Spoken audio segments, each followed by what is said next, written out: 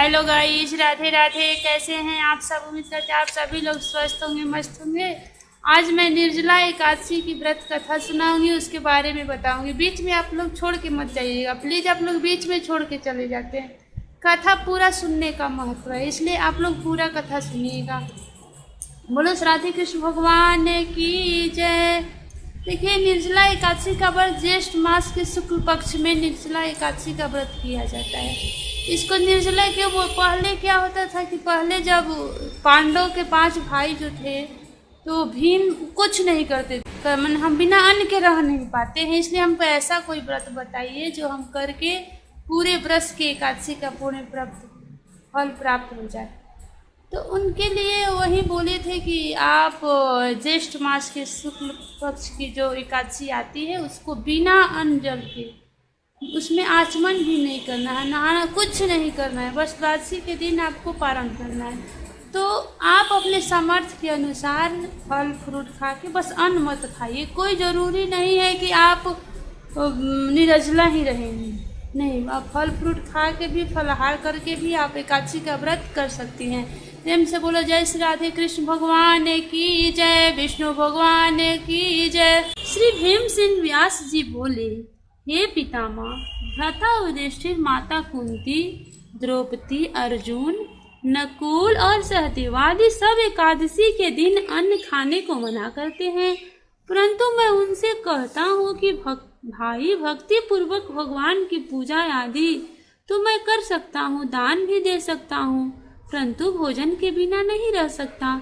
यह सुनकर व्यास जी कहने लगे, हे भीमसेन, यदि तुम नरक को बुरा और स्वर्ग को अच्छा समझते हो तो प्रति मास की दोनों एकादशियों को अन्न मत खाया करो।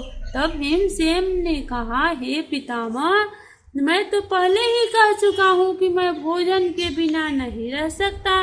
यदि वर्ष भर में कोई एक ही व्रत हो तो वह मैं रख सकता हूँ।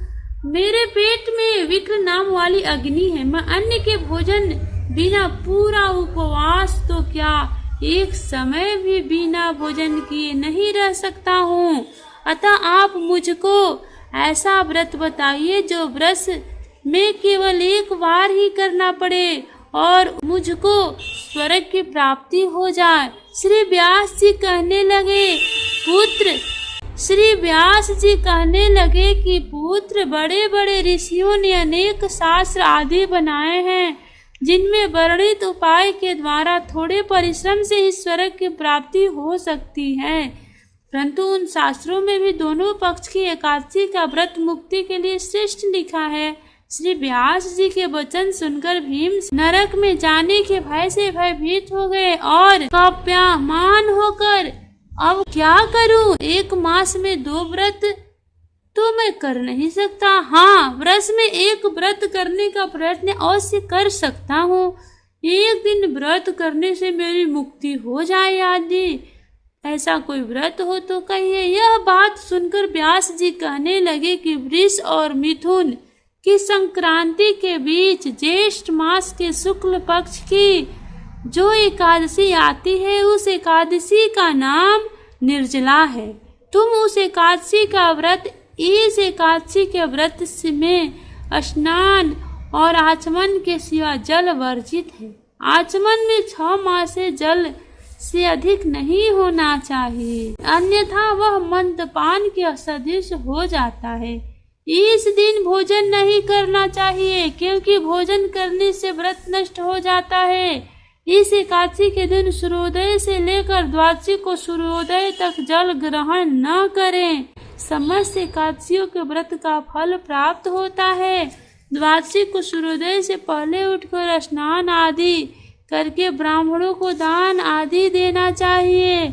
इसके पश्चात भूखे और सत्पात्र ब्राह्मण को भोजन कराकर फिर स्वयं भोजन करना चाहिए। इसका फल 1 वर्ष की संपूर्ण एकादशियों के फल के बराबर होता है। व्यास जी कहने लगे कि हे भीमसेन, यह मुझको स्वयं भगवान ने बतलाया है।